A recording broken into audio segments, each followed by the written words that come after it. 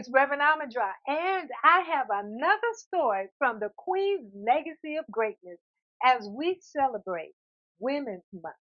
The sister that I'm going to tell you about today is named Elizabeth Freeman, and when she was 6 months old, she was sold, her and her sister, to a man in Massachusetts, Colonel Ashley.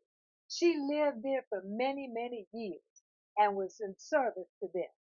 But one day, the mistress of the house just lost her mind and went to hit Elizabeth's sister with a hot poker from the kitchen.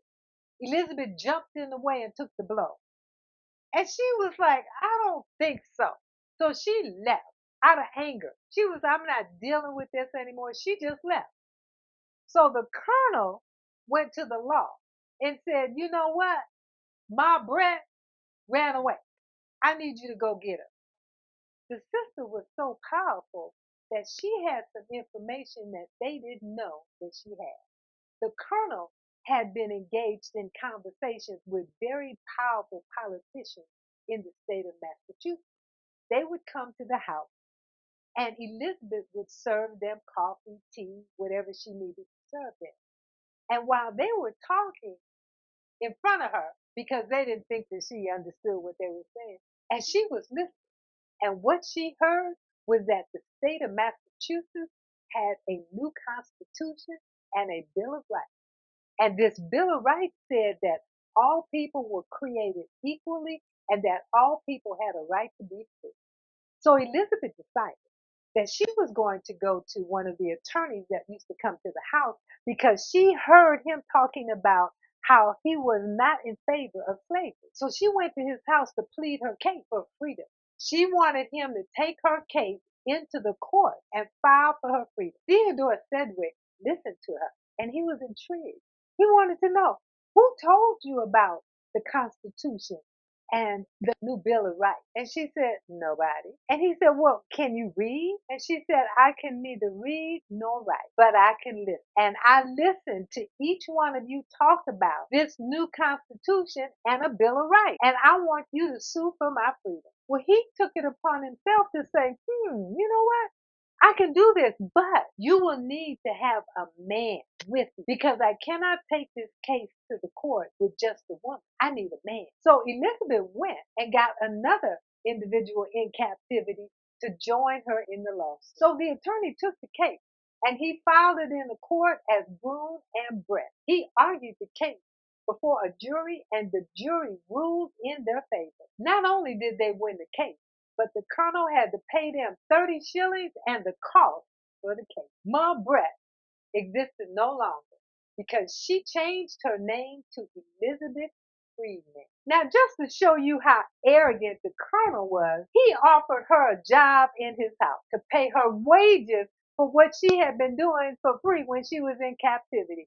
And she said, I don't think so. She went to work as a housekeeper for the attorney who took her case. She became a sought after midwife in the community, and she saved up enough money to buy her own home for her and her daughter. Elizabeth died in 1929 as a free woman in her own home, and she was responsible for the state of Massachusetts ending that terrible state called slavery. And because of the work that she did, she left a powerful legacy. And her great grandson was W.E.B. Du Bois. Now, they say there's a powerful woman behind every powerful man.